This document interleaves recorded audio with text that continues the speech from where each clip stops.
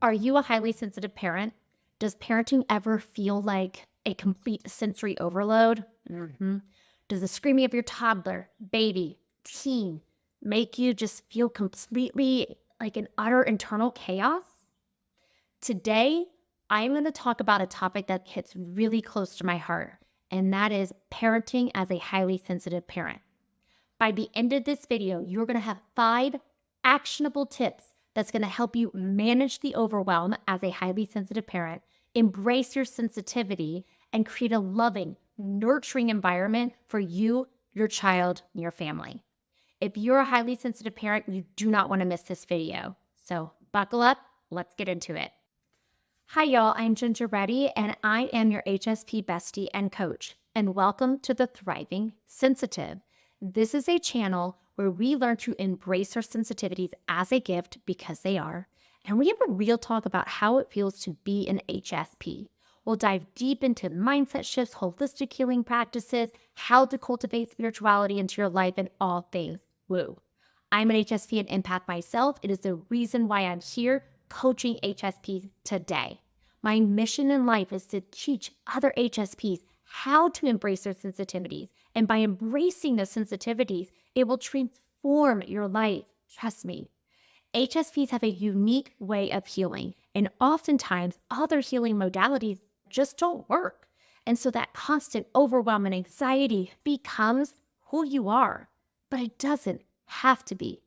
So I combine core energy coaching and Reiki to help you rewire your brain through subconscious work and neural pathway healing. You'll learn to embrace your sensitivity, love who you are, and find lasting transformation through energy alignment. So let's jump into today's video. Okay, so let's get into the 5 strategies to help you manage the overwhelm and thrive as a highly sensitive parent. Being a highly sensitive parent has its pros and cons, right? On the one hand, we have this incredible capacity for empathy. We can truly understand our children's emotions and even the unspoken ones. You know if they've had a bad day. You know if they're upset or sick, right? We can create this space that's nurturing and safe for them where they feel heard and validated, probably way more validated than you and I have ever felt. And that's superpower. But on the other hand, all that emotional intensity can be extremely overwhelming for us. The constant noise, meltdowns, just the sheer neediness of little humans all around us, on us all the time, and making all this noise and being crazy can leave us drained and overstimulated. So tip 1, take a break and walk away when things get too chaotic. And I'm going to look at you right now and say, yes, you are allowed to do this. Do it. As HSP parents, we often feel this pressure to be the superhero, the one who can handle it all, while you and I both know you don't. You don't get it. Okay? And that's okay. When your child is having a full-blown meltdown, arguing nonstop, pushing that button over and over, maybe every button you have, because they know they can. For any parent, this is hard. But as an HSP parent, you're internal chaos, hell, essentially, right? So when you continue to engage in this chaotic energy, the only thing you're giving back is chaotic energy, which makes it worse for you and your child. So take a break, walk away, even for a minute, 30 seconds. It doesn't have to be long, and it doesn't mean that you are weak, and it doesn't mean that you are a failure. It means that you are recognizing you've hit a limit. And a moment to regroup is essential for you to find your center. You can talk to your child about even taking this break. That's what I've done with my 4-year-old. Mommy is severely overwhelmed. She's going to breathe for a second, then come back. Tell them what you're doing so they can understand. You're human. It's okay. You're allowed to be. So the break could be even 30 seconds, guys. Stand outside the door, take a breather, do my heart center tapping technique that I've talked about before in other videos, or go to the bathroom, shut the door, take a breather, then go back in when you're centered. Stepping away from the chaos, even for a minute, can do wonders. And I'm going to say it one more time to you, and I'm looking to every person that's watching this video. It is okay. You are allowed to take a break, step away, and regroup.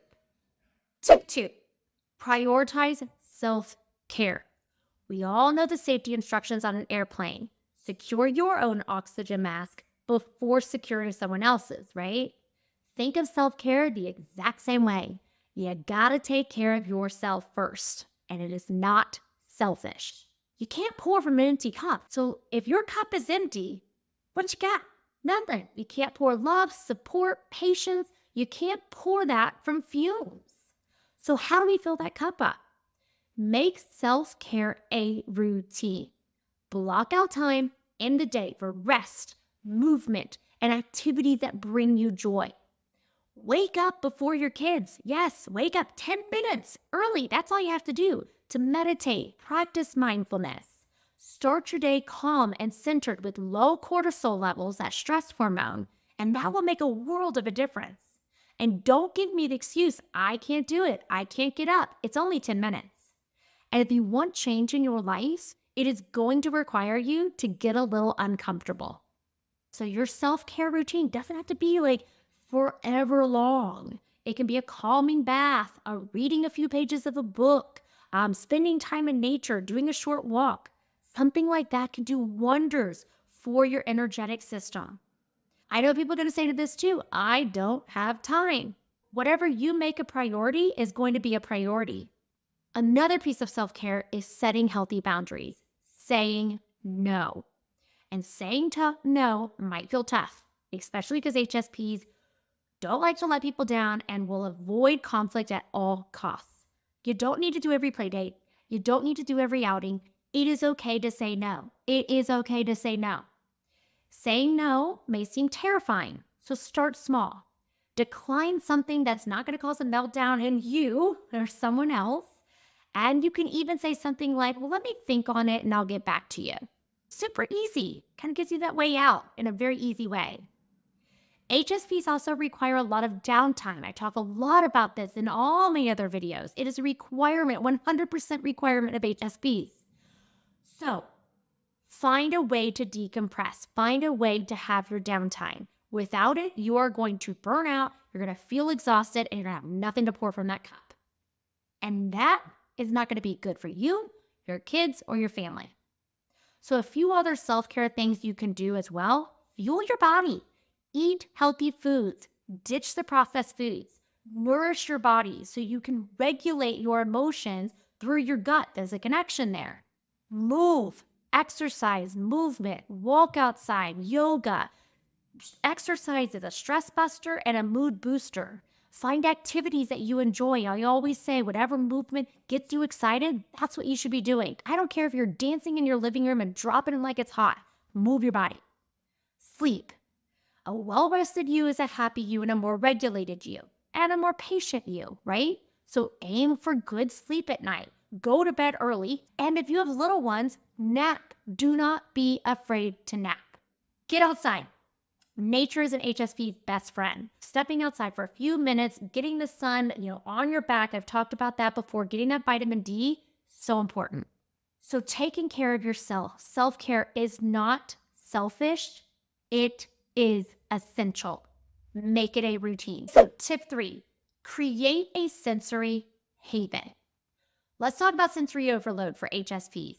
It is quite literally our arch nemesis. So if you have toys that are loud and flashing lights and mountains of toys everywhere, it is going to be overwhelming and you are constantly going to feel like you're living in chaos. And that's going to be represented in your body and your energy.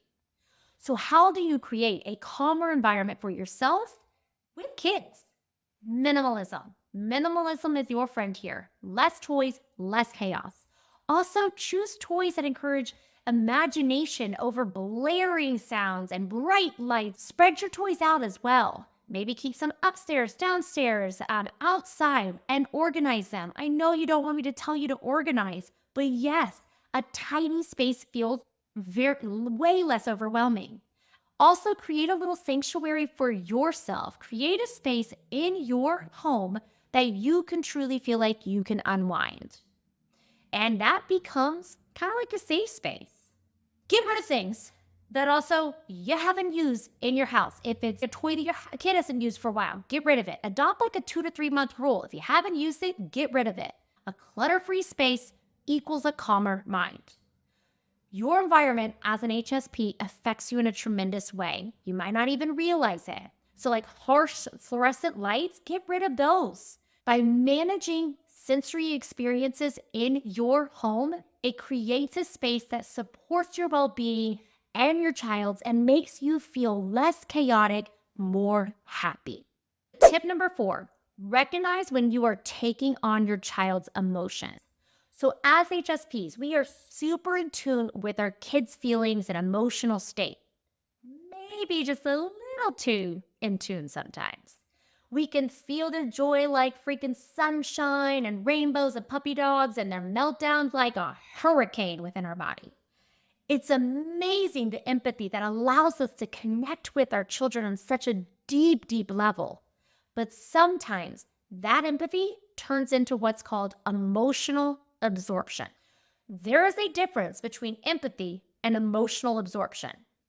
Empathy is like seeing the world through your child's eyes, understanding, validating them without getting swept up into the emotions.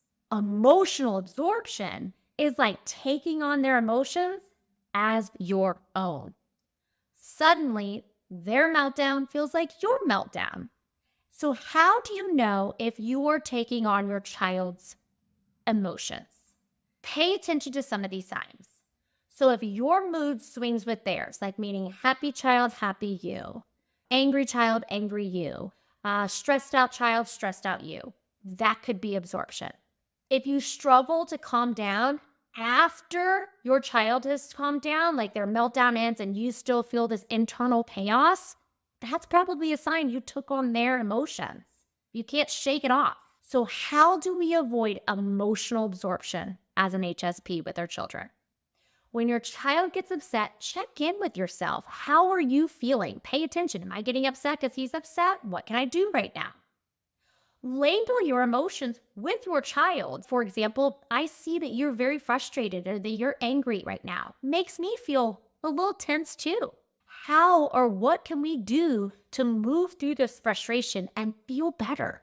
Deep breaths, breaks. If you feel like you've taken on your child's emotions, take a deep breath, take a break, and then come back. So by recognizing emotional absorption, taking steps to manage it can really allow you to be your child's emotional rock without you getting crushed by their emotions.